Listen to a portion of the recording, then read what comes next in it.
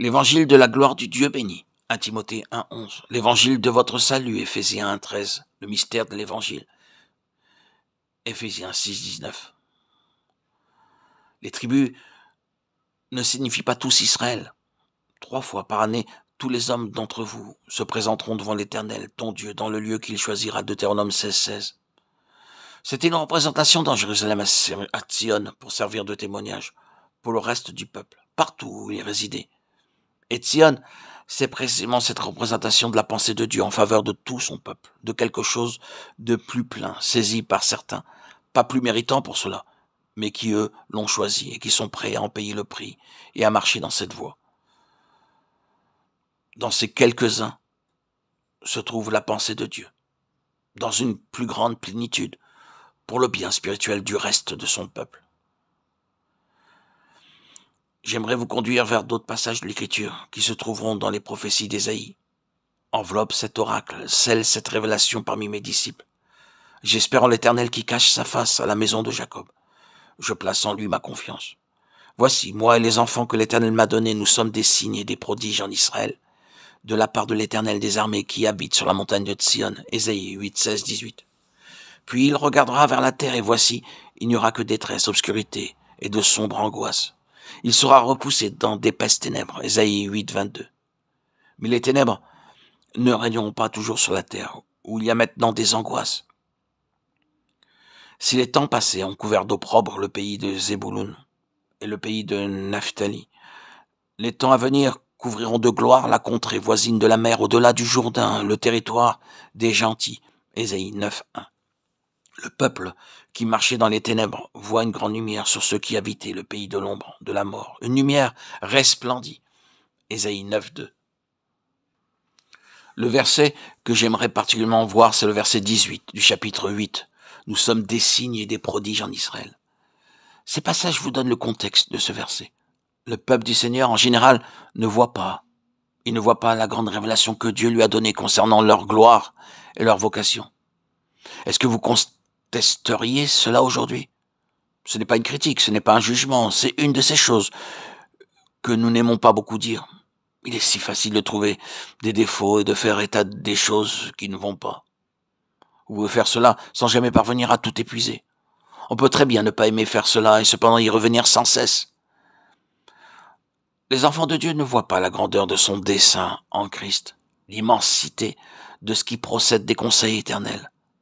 Ils voient si peu, et beaucoup parmi eux ne sont pas désireux de voir. C'est cela la plus grande tragédie. Ils sont satisfaits, ils n'en veulent pas plus, et beaucoup sont méfiants, pleins de préjugés fermés. Le Seigneur n'a pas un libre accès, car ils n'en veulent pas. Je le redis encore, il y en a beaucoup qui ne payeront pas de prix. Non pas le prix par rapport à leur salut, mais tout ce qui implique de marcher dans la pleine pensée du Seigneur. Le choix se porte vers la popularité et l'acceptation de la part des hommes, vers les larges portes de la popularité et des opportunités et des choses semblables. C'est une situation très généralement répandue. Dans de telles circonstances, qu'est-ce que le Seigneur fera?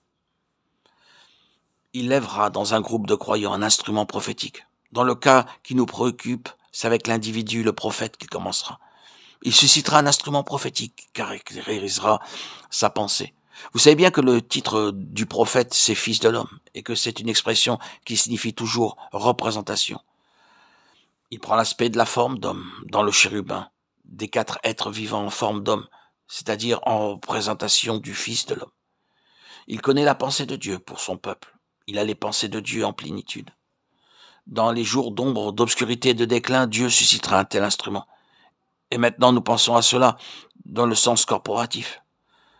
Cela a toujours été sa manière d'agir. Il agira avec cet instrument d'une manière étrange. Il n'y a rien de normal dans son expérience, rien d'ordinaire. Vous pourriez dire rien de simple. C'est un étrange, mystérieux et extraordinaire processus que le Seigneur utilise pour lever un instrument prophétique. Il demandait à ses prophètes de faire toutes sortes de choses extraordinaires. Ézéchiel a dû se tenir couché durant de nombreux jours devant tout le peuple.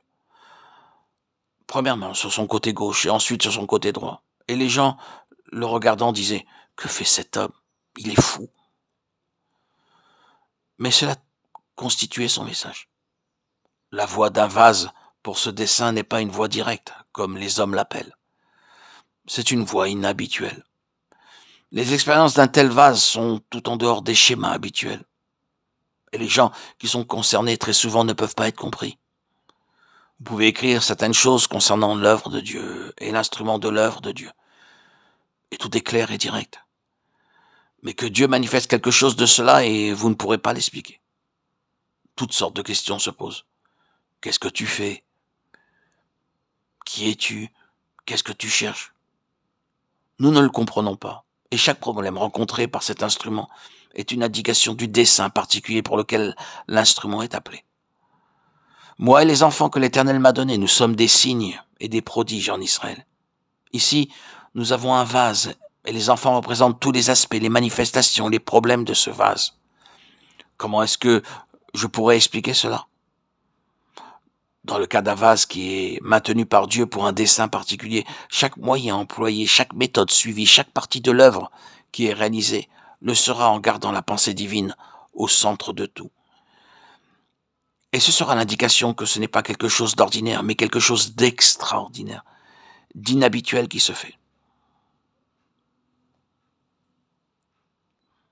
En disant cela, j'ai touché un point sensible.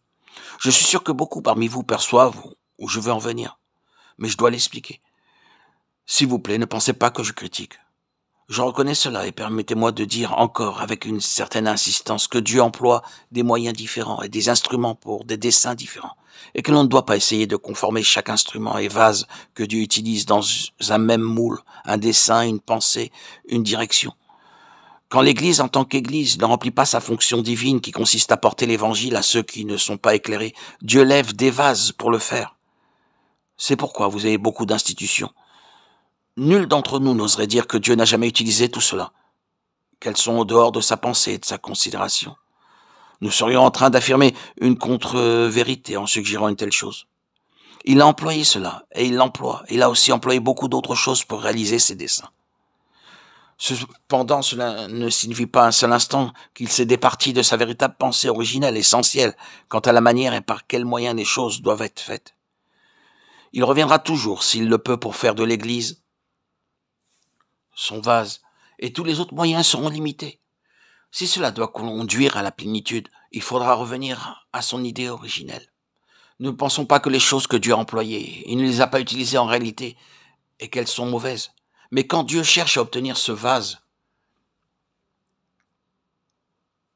qui est lié essentiellement à la plénitude, vous verrez qu'il n'agit pas avec lui de la même manière qu'il agit avec les autres.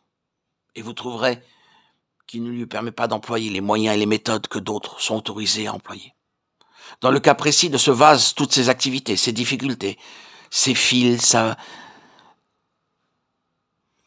ses connexions utilisées seront autant de signes pour quelque chose d'autre. Ils seront des signes d'une nature tout à fait particulière et d'un certain caractère de quelque chose de très proche de la pensée de Dieu. Ils signifieront cela, des signes, des prodiges, des connexions différentes. Des signes, oui, des connexions, oui, car ils indiqueront d'une certaine manière ce que Dieu désire faire à travers ce vase particulier. Et des prodiges, car ce sera un domaine où tout sera absolument impossible pour l'homme. Ce sont des choses qui font toute la différence. Les chemins de Dieu, les pensées de Dieu ne sont pas nos pensées. Et il agit pour certaines personnes par rapport à leur vase d'une manière quelquefois difficile à expliquer. Dans des domaines où la pensée, la compréhension humaine ne peut pas saisir ce que Dieu attend.